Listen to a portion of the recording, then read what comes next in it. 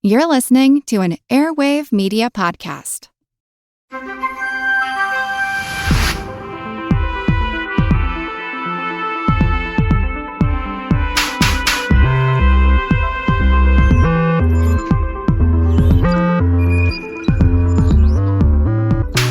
Welcome to Unbiased Science, where we bring scientific method to the madness. We're your hosts, Dr. Jess Steyer and Dr. Sarah Scheinman. And today we are tackling a topic that is all over the news, a topic near and dear to my Lexapro heart, SSRIs. And we have a very special guest joining us, Dr. Ben Rhine, who is an expert in all things neuroscience. So I feel like I have two neuroscience geniuses with me. So I'm going to be doing a lot of listening and learning on today's episode. But no, I'm really excited to get into this.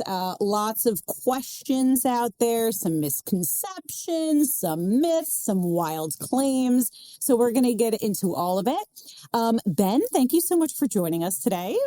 Thanks for having me. I'm really excited for this. All right, I'm going to read your bio, which is hella impressive. I'm just going to preface it with that. It's lofty. It is lofty, but I want to read it. It's so good. Okay. It is. I feel like a bit of an underachiever reading this. For real. All right. Dr. Ben Rhine, PhD, is a neuroscientist and science communicator whose research is focused on the neurobiology of social interactions. He has published over 20 scientific papers in peer-reviewed scientific journals about the neuroscience of empathy, the genetic basis of autism spectrum disorder, and how communication between brain cells regulate social interactions. While working at Stanford University, Ben characterized how MDMA acts in the brain to enhance empathy. So many questions about that. His research has been honored with awards from the NIH, the Society for Neuroscience, and Sigma Xi. Outside of the lab, Ben creates educational science videos for an audience of over 1 million social media followers. His videos summarize recent research papers, teach neuroscience basics, and debunk viral videos containing misinformation. No shortage of that these days. Seriously. They've received over 60 million views and have been featured on Good Morning America, ABC News, and other major media outlets. He's been profiled by Popular Mechanics and Spectrum News, appeared on Entertainment Tonight, and joined over 40 podcasts, including Star Talk with 41. Oh, including this one. Yeah. Yes. Let's go. Wait, including Star Talk with Neil deGrasse Tyson, which is wild. Ben's science communication efforts have been recognized with awards from the National Academies of Science, the American Association for the Advancement of Science, the Society of Neuroscience, and Stanford University. No biggie. All right, he currently serves as the Chief Science Officer of the Mind Science Foundation and has served as a scientific media consultant for more than 35 companies and foundations. He's a contributing editor at Open Mind Magazine and the founder and president of the Aspiring Scientists Coalition, an organization providing free guidance for students in 75 plus countries. Ben, do you sleep or what? Yeah, I sleep a lot. I have narcolepsy actually, so I'm pretty tired all the time. Wait, are you being serious? Yeah. Well, that could be a whole topic in and of itself. Yeah, that's a whole podcast right there. It is. My bio was a whole podcast as it is, so I appreciate you reading the entire thing. I had to. It was so cool. Wait, we seriously do have to have you back to talk about narcolepsy if you're down for that. Oh my gosh, so many questions. And wait, real quick, did I just read you're teaching a course on? Correct. Tell us. Yeah, so I'll be teaching a class at Stanford this coming semester. Enrollment opened yesterday. I don't know when this podcast will come out, but Stanford students enroll. It's on science communication. It's called How to Communicate Science, the Tools and Responsibilities of Public Messaging. I'm teaching it with Dr. David Eagleman, who's, for those in the neuroscience field, a legendary science communicator. He's published, 7 or 8 books. He had a TV show on PBS. He has a podcast right now that's leading. And we're also going to have a handful of guest lecturers. And the cool thing that I'm really excited about is the neuroscience PhD program at Stanford just approved it to be a formal part of the program curriculum, in that, not that it's required, but that if you take it, it counts towards the PhD, fulfilling the credit requirements. Good. That's so important. I wish more universities would have courses like that. I feel like they're very rare to come across, unfortunately. I'm pumped up about it. I'm really excited because for a long time I've been just telling universities we need to educate scientists on how to communicate clearly. It's important. It's critical to the field and to their career, and it just doesn't happen. And so now I'm very excited to be launching this. For undergraduates and graduate students, I think it's important at all levels of education. Yeah, and the class is open to both, so please enroll. If you need any guest speakers, you know where to find us. Now, I know. We have no shortage of amazing guest speakers, and yeah, we're gonna have to extend the class by like 20 semesters, and we'll get you all in there. Cool. All right, so let's get into today's topic. I alluded to it, but I'm just gonna come out and say that SSRIs. I say that Lexapro, which is an SSRI, we'll get into it in a sec. I really feel like it saved my life. I've been very open about my struggles with anxiety and depression, and it took me a while to get proper care. It's very difficult often to get in with psychiatrists or psychologists, but I finally did. And, this medication has really revolutionized my life. Okay, I'm going to give a little bit of a background, and I feel weird reading this to two neuroscientists who know this a lot better than I do. So I'll say this, and then just feel free to jump in and correct me if anything.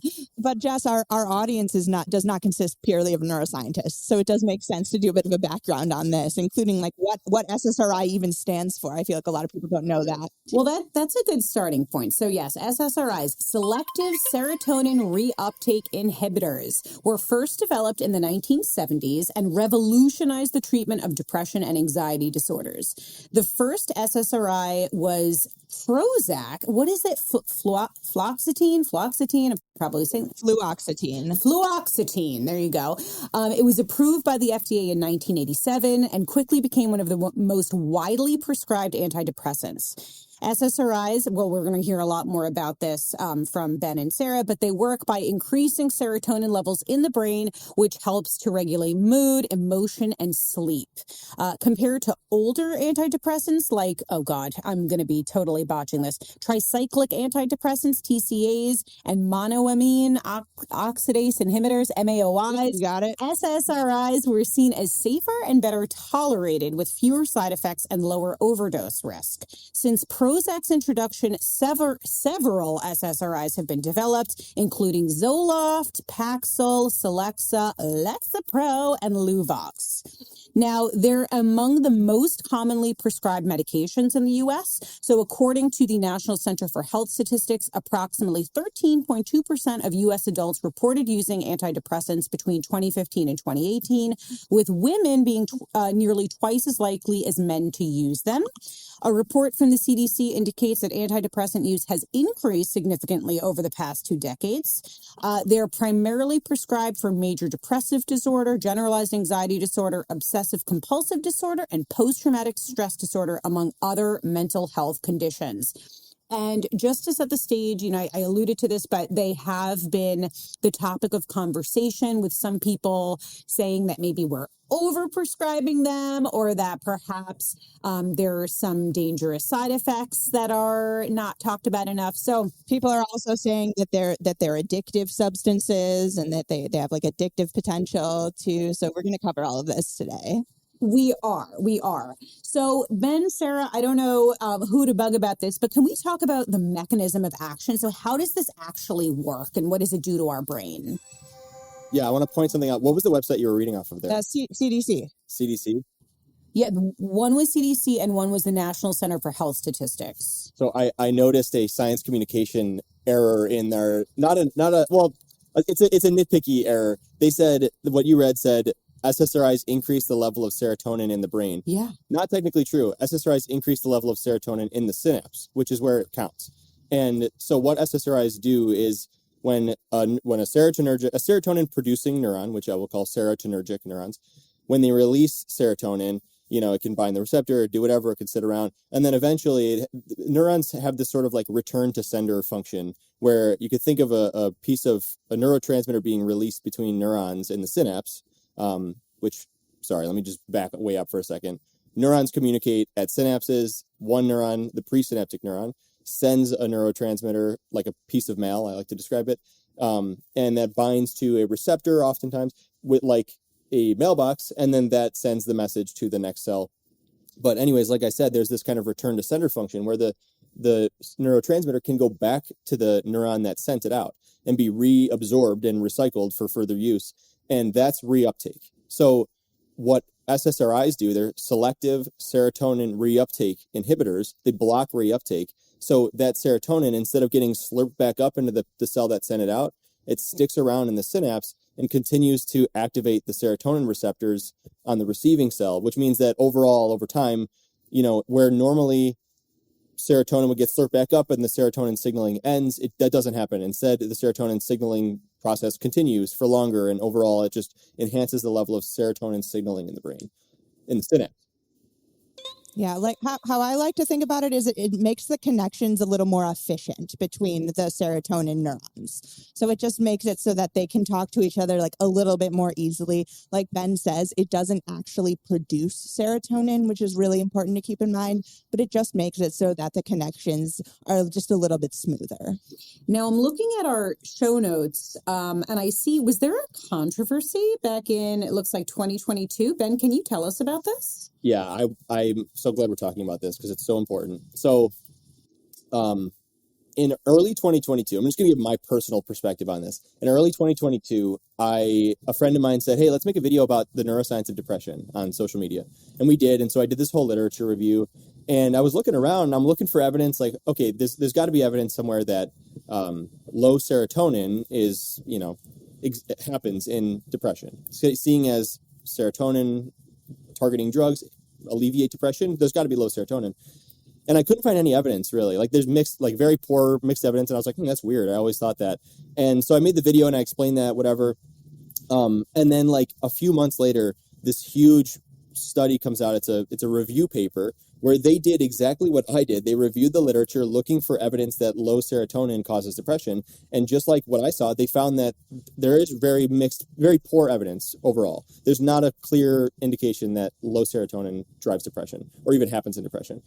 And this became this massive news story where Tucker Carlson is like, for years they've been saying that low serotonin causes depression and that's why they put you on SSRIs because, that's allegedly how they work.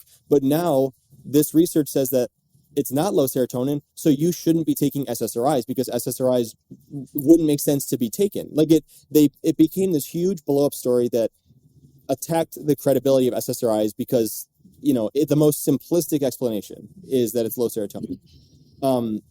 And that's extremely problematic because the problem doesn't have to be low serotonin for enhancing serotonin to help. It could be something completely different, and there could be some downstream indirect mechanism through which the serotonin targets what the actual root problem is. And, I was fired up about this. I posted about this on social media a few times because just the pathology of the condition doesn't changing, the way we view what causes it, that does not invalidate all the studies that have shown that SSRIs are effective for treating depression. And it frustrated me that these media outlets were using this as an opportunity to discredit SSRIs in this very kind of naive way, that really bothered me. And so, I'm glad we're doing this episode and talking about it now.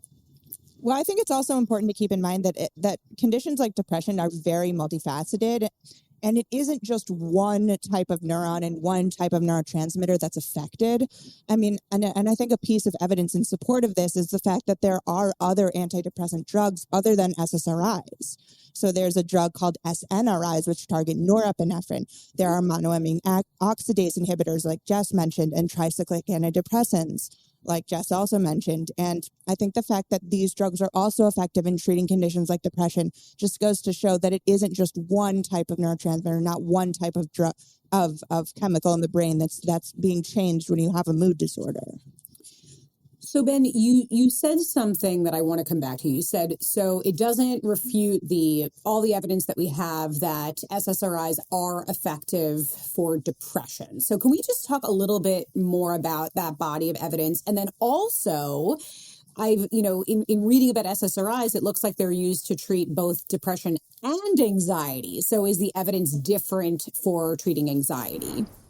Yeah, the evidence is very strong for both. And, when I say very strong, what I'm referring to is, anybody can look this up. If you look up SSRI meta-analysis depression or SSRI meta-analysis anxiety, what you will find is many studies which they've combed through the literature, found numerous clinical trials that have tested whether or not SSRIs alleviate anxiety, depression, and summarized all the data. And, you have studies with tens of thousands of people altogether. These meta-analyses, they include that many people. And they just look at, what are the effect sizes? Do SSRIs effectively, alleviate depressive symptoms? And of course they do. If they didn't, they wouldn't be prescribed all the time and as commonly as they are. And, I do want to point out, though, a few positive things and a few negative things here.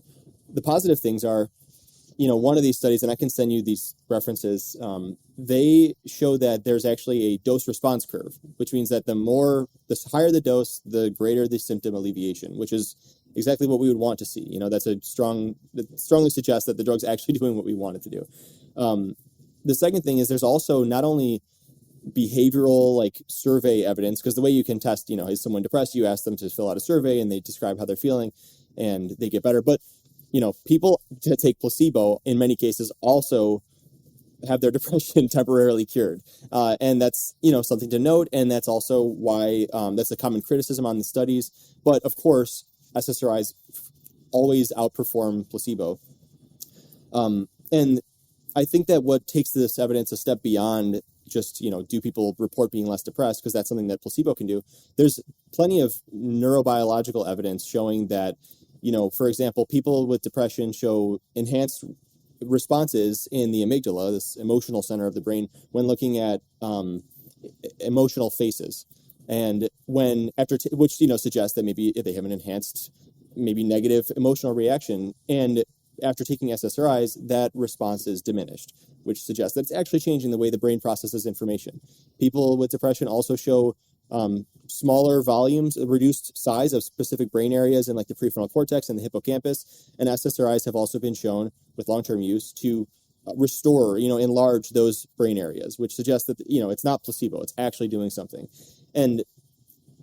But with all that said, the negative side, we also have to acknowledge that, I mentioned that dose response curve, that there's a greater effect with a higher dose. There are also more side effects with a higher dose. And that's because, probably SSRIs, or serotonin does a lot of different things in the brain, and SSRIs are just blanket targeting all those places in the brain where serotonin is released. And so, while those certain places that may be helping with mood, and other places that may be creating other off-target side effects that are not necessarily helpful. And so as the dose scales to higher points, you may induce more side effects. And the last thing, sorry, long rant here. The very last thing is that when I'm talking about these meta-analyses, we're looking at tens of thousands of patients, but of course, there are plenty of people in those studies that don't show relief. They don't experience relief from their symptoms. And there are plenty of people, anecdotally, who go through that too. And there are, a lot of people have treatment-resistant depression, where they may have to look at other treatments. And so I think that where a lot of the science messaging around this can go wrong is it's easy to look at a meta-analysis and say, well, look at the effect sizes. It's obviously helping people. But we have to acknowledge that not everybody is helped, because then it can be misleading. And as soon as someone starts taking an SSRI and it doesn't help them, they're going to immediately start to distrust the science and the people who shared it with them. So we have to acknowledge those limitations.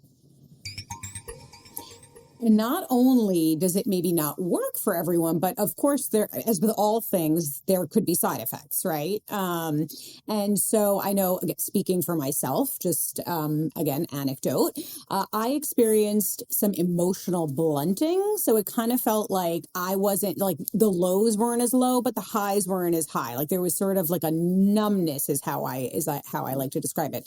I've also, what are other common side effects? I've seen some issues with nausea, libido, changes in appetite. Yeah, changes in appetite, changes in weight.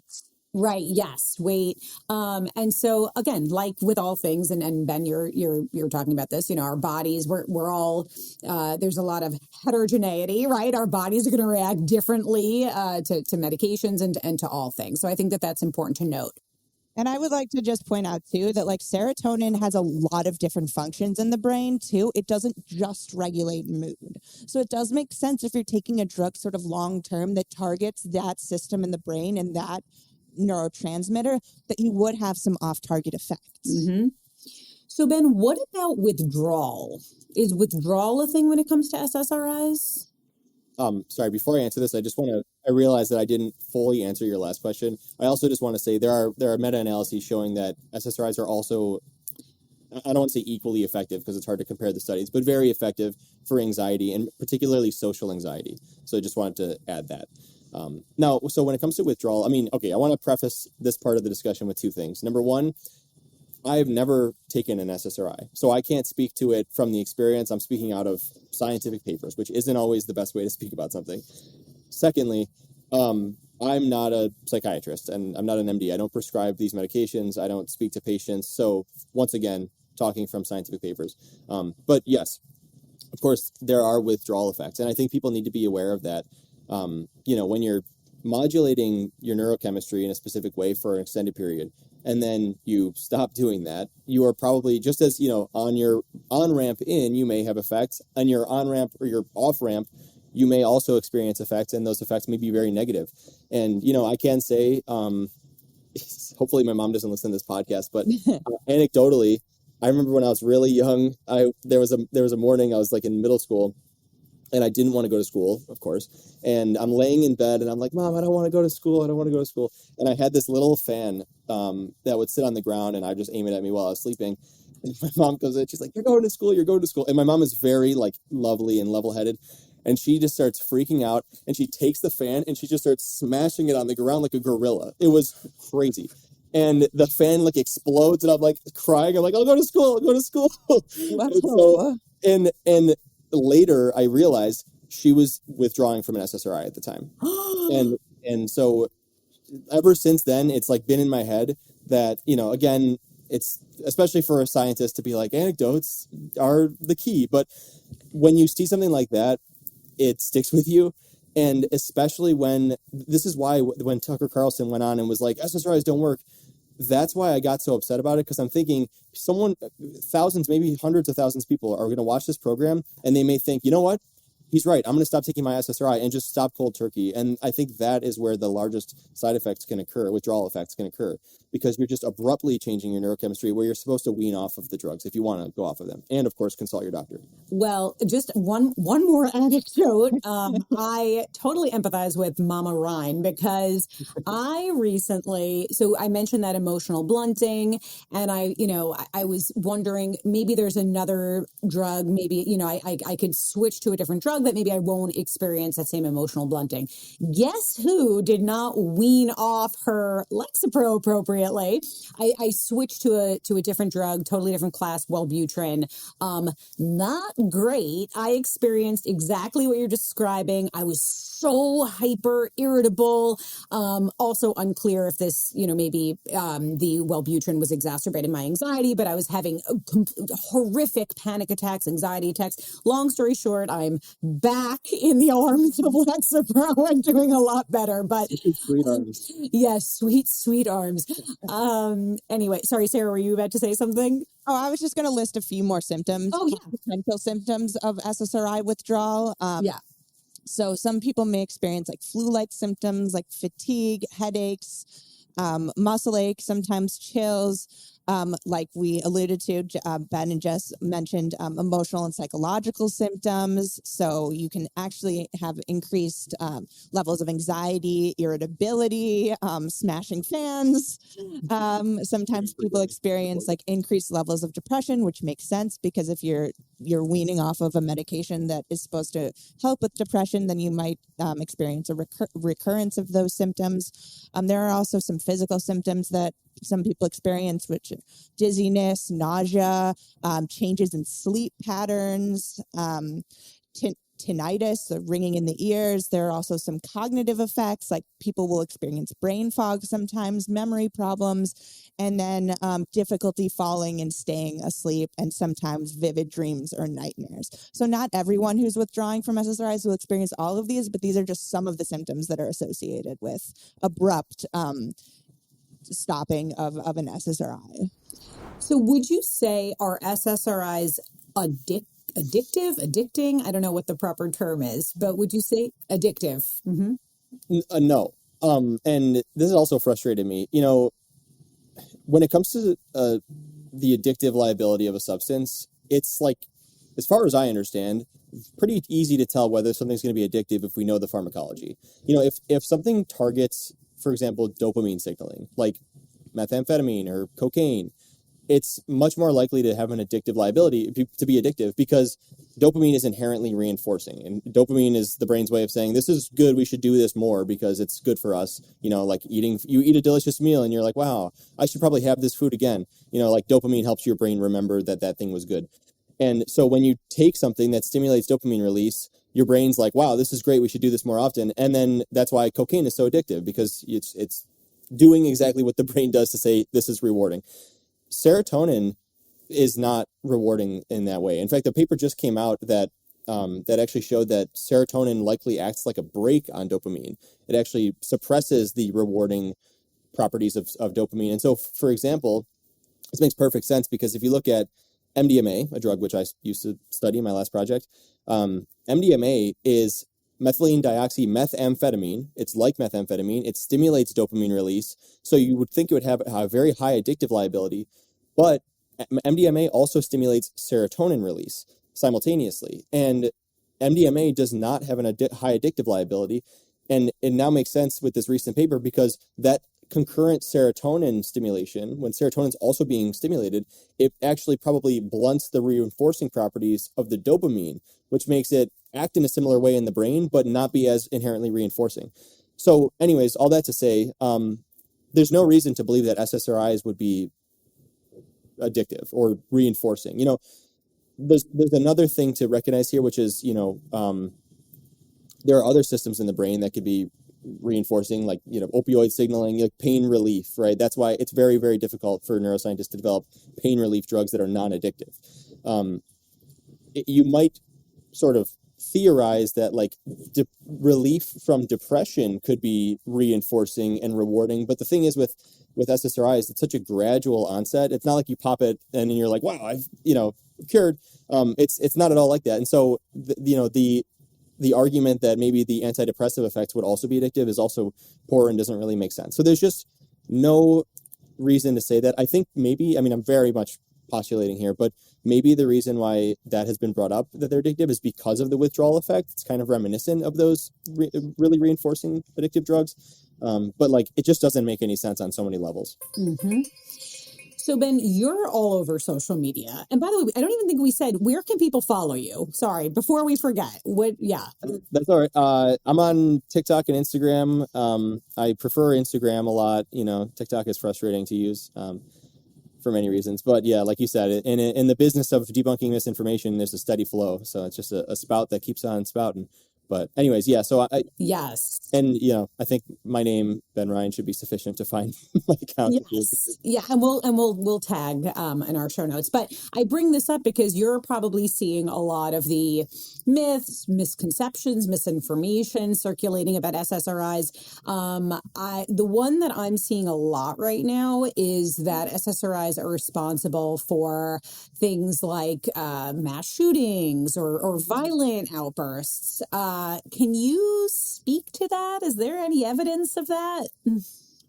There's no evidence for that. And there's actually evidence against that. There is a paper, which I can send you, where they actually looked at this and they found that, there's no link between SSRIs and school shootings, for instance. And the trouble here is, even if there were a link, there's this massive confounding variable that nobody is talking about, which is depression. It's like, if you said, yes.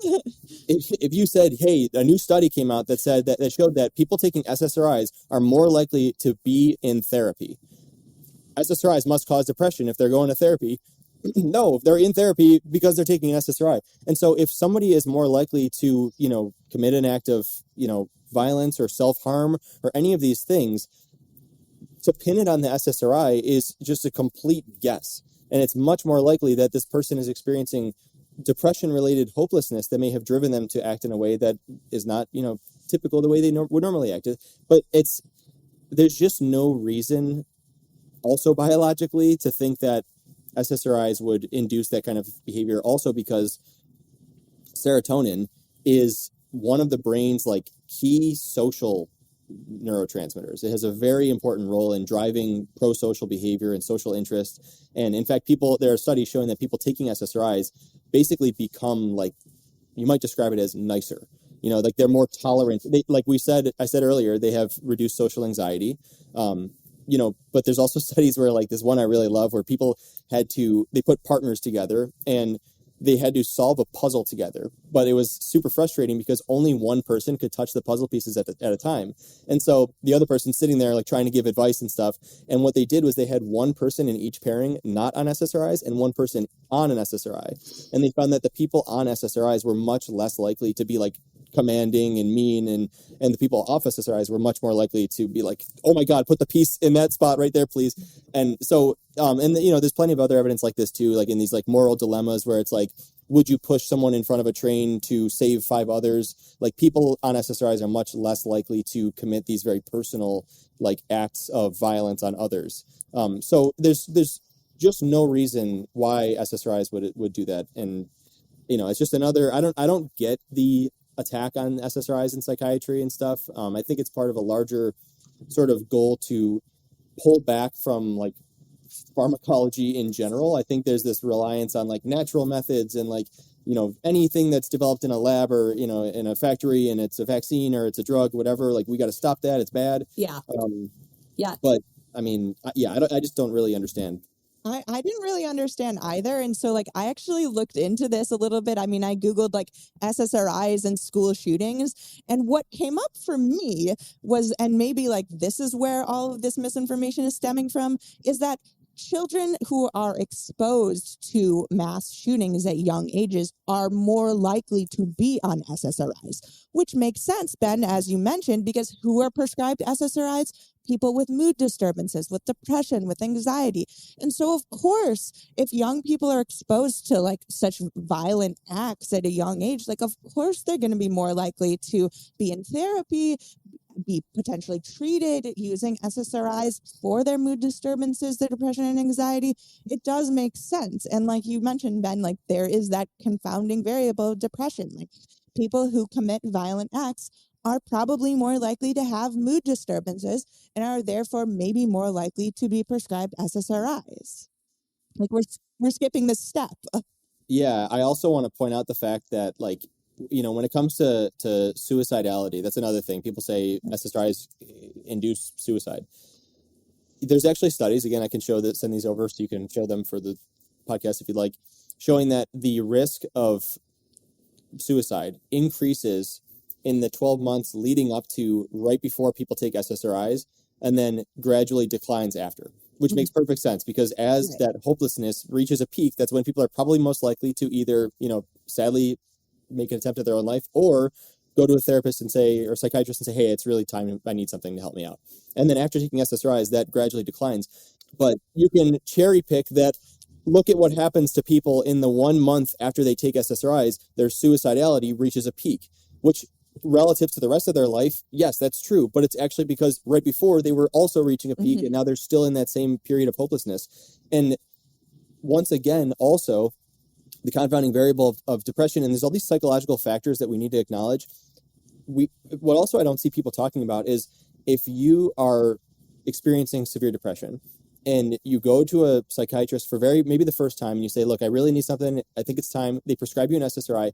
And then you are one of those people who are treatment resistant and the SSRI does not help. I feel like that may increase your level of hopelessness and that could really put you into a pit. And that's another like little kind of window where bad actors could point and say, look, after taking the SSRI, they showed an increased risk of suicide. And I think that's, just again, a manipulation of all these factors to make it look like SSRIs are doing this horrible thing, which they're presumably not.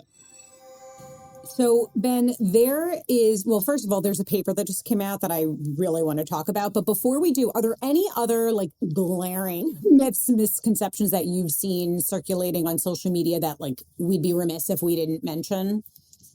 I mean, no like big controversies or anything like that. The one thing I do want to mention is, we talked earlier about SSRIs increase serotonin, but low serotonin isn't the problem. So I do think it's worth touching on, like, what might SSRIs be doing? Like, how do they work? And it's not, it's not like known. It's not pinned down, but there is a prevailing theory, which I personally, buy into, which is that it's very well known that serotonin drives neuroplasticity. It plays a major role in neuroplasticity. And it's been shown that SSRIs can induce neuroplasticity. And like I mentioned earlier, people taking SSRIs, these certain brain areas have been shown to enlarge. The only reason that would happen is if there are, the brain structures are changing. Maybe new synapses are being established, which, we have synaptic plasticity occurring. So there's a theory that synaptic plasticity is what's driving, or what's kind of leading maybe the antidepressant effects, which is that when you have this flexibility in your brain, you can start to, this is kind of hand wavy and very theoretical in a way, but if you are experiencing this increased flexibility and you're going to therapy simultaneously and you're working on things that have troubled you for a long time, you have an increased ability to maybe reshape your perceptions and thoughts about these things and kind of just change the way your brain is functioning and change the way you're thinking about things. And that may also explain why people taking SSRIs typically don't experience any effects for the first couple of weeks. It could be because that it takes time for that neuroplasticity to set in and really start moving. Because otherwise, if it was really just a neuropharmacological thing that the serotonin alone was just doing something, you would probably expect that as soon as people took their first dose, they would feel like an immediate change. And most of the time, as far as I'm aware, they don't. So.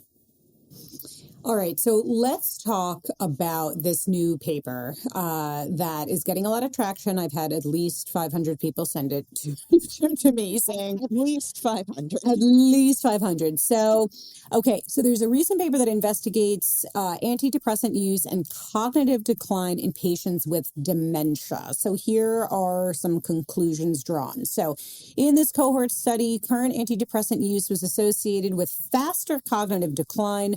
Furthermore, higher dispensed doses of SSRIs were associated with higher risk for severe dementia, fractures, and all-cause mortality. These findings highlight the significance of careful and regular monitoring to assess the risks and benefits of different antidepressants use in patients with dementia. Sarah, you're our dementia gal. I don't know if you had a chance to look at this paper, if you have any thoughts. This is causing a lot of concern for people. I do have some thoughts on this. And I think the first thing that's important to keep in mind, and something that's not always talked about when we're talking about conditions like dementia. So when people hear dementia, they think cognitive decline, they think memory impairments, changes in thinking patterns, executive functioning. But what also occurs when people have dementia is a whole slew of behavioral and psychological symptoms, and they're called BPSD, behavioral and psychological symptoms of dementia. And this is a whole area of study which just shows that people that have dementia also are more likely to experience symptoms like anxiety, depression, agitation, these types of things. And that goes hand in hand with the changes in memory and cognition. So what is important to keep in mind is that something like 90% of people that experience dementia symptoms, like changes in thinking and cognition, are also experiencing these behavioral and psychological changes. So that's a huge confounding variable that Ben alluded to earlier, that the fact that these patients are more likely to be depressed in general and are therefore more likely to potentially be prescribed SSRIs or other antidepressants. Now, another thing that's important to keep in mind with these types of psychological symptoms associated with depression is that scientists are starting to think that the depression that's caused by different types of dementia does not have the same neurobiological mechanism as depression that is caused in people that do not have dementia. So people that are younger, are diagnosed with symptoms like major depressive disorder, that there's a different mechanism that's underlying the depression that's associated with dementia. So that's another thing to keep in mind as well. And Ben, I'm going to go ahead and turn it over to you. I want to hear your thoughts as well, but I just wanted to provide that background that a lot of people might not know about dementia when we're talking about antidepressant use in this population. Yeah, thank you, because you said all that way better and more accurately than I could. I think, there's a few things to recognize with this study. First off, like I said, there are plenty of clinical trials showing that SSRIs are effective. There are also plenty of clinical trials showing that SSRIs are effective at treating depression in older people with Alzheimer's. Like there's a reason SSRIs are prescribed. Now, I looked at the study. I did not see a clear graph or experiment where they controlled for depression. Yeah, me too. I noticed that as well. That is a huge downfall because, okay, there are also studies showing that people who, I have my notes here, sorry, people who are older people who experience depression, they show faster cognitive decline, lower levels of BDNF, brain-derived neurotrophic factor, and greater brain atrophy. So greater brain shrinkage. So essentially, all this effects that are described in this study have been linked to being depressed in later life. So the fact, it's again a confounding variable, that the fact that they were taking SSRIs, they were also depressed. Which one is it? Is it the one that has been linked already to these effects, or the one that has been shown to actually reverse these effects that we're talking about and increase brain volumes through driving neuroplasticity? It's probably the depression. And the fact that they did not control for the presence or absence of depression in these patients says a lot, because they should have done that experiment. They had the data sitting right there. The fact that they did not include that graph tells me that probably it didn't show it didn't support the conclusions of the paper, and that's bad science. Absolutely. And just a note for our listeners, we are going to do a deep dive on that specific study. We'll be leaning on, Sarah's neuroscience expertise. Ben, we're going to be bugging you for this as well. And then I'm going to approach it from a data science perspective, research design perspective. But absolutely, like data science 101, you have to, assess for reverse causality and very, very clear confounding variables. So, all right. Any final thoughts, Ben, on the topic of SSRIs, or, just final takeaways for listeners, things you wish people would know about these drugs? I'm just taking a look at my notes here, see if there's anything that we didn't hit on. I don't think so. I think we touched on everything. I do want to comment again on that last study. I as often as I can, I step outside of myself and I think about the viewer, the listener, and I think about the listener with two attitudes. One being a person who takes SSRIs and knows that they're important and doesn't want RFK Jr. to take them away, and the other being a person who loves RFK Jr. and thinks that SSRIs are dangerous. And that person's perspective, listening to this conversation about that study we just discussed, what we just did is we presented this study. It's a peer-reviewed scientific paper. It's been published. And we pointed out a bunch of criticisms. And it's easy for that person who distrusts SSRIs to look and say, wait a minute, the three of you trust science when it says SSRIs are good, but you don't trust science when SSRIs are bad. And I think it's important to acknowledge that all of this science could be flawed, and it's important for everybody to always look very critically and carefully at any information. And so even in peer-reviewed scientific journals, the information can be imperfect. And what I learned through my scientific training is that you should always do every single experiment that you possibly can. It doesn't even matter. Throw it in the supplemental materials. Just do it, because that is how you convince people and peer reviewers that the science you're doing is actually legitimate and that the conclusions you're coming to are well-informed and valid. And so when a study fails to do that and makes a very big, important claim that's getting thousands and thousands of views and a lot of traction and is being weaponized against something that has a lot of positive scientific evidence, we have to say something and we have to point out those flaws. And if the study said the opposite, I would have the exact same criticism. So we need to recognize that when everything's polarized and divided, information is still information. And it doesn't matter which side of the argument you're on, you need to be critical of all information. And I'm comfortable doing that even with my own beliefs, and I wish more people were. Oh, Ben for president. Oh my gosh. Ben, that was so beautifully said. Well said. There is actually one final thing that I did see in our notes. I feel like we wanted to touch on it, maybe like in literally less than 1 minute. Just maybe a note, Ben, about the difference in, our perspective as, PhDs or DRPH, right, versus an MD. MD, like maybe just talking briefly about how our I mean, you did touch on this earlier, right? Like you acknowledge you're reading the research, you're in the research, and that is very different than, sitting in the role of an MD or a DO, a clinician. Do you want to just briefly touch on that? Yeah, again, I think about from that same perspective, and it's, again, very easy for someone to look at any of us, the three of us, saying something good about SSRIs and them to accuse us of being biased because we prescribe SSRIs and so we benefit financially from SSRIs. But that's not true. None of us, you guys don't, you don't prescribe SSRIs, right? Nope. Yeah, none of us prescribe SSRIs. Right, exactly. Yeah, so with a PhD, you cannot prescribe SSRIs. I have no financial incentive. You can check my tax statements. I'm not paid by Big Pharma.